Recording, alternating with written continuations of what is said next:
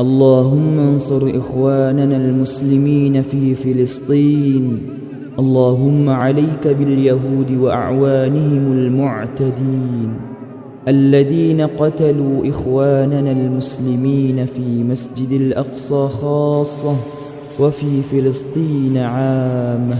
اللهم أنزل عليهم وعلى من عاونهم بأسك الذي لا يرد عن القوم الظالمين.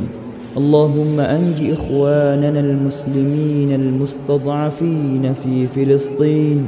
اللهم التف بهم وارحمهم وأخرجهم من الضيق والحصار.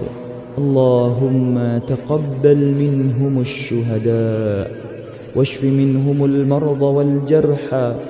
اللهم كن لهم ولا تكن عليهم، فإنه لا حول لهم ولا قوة إلا بك.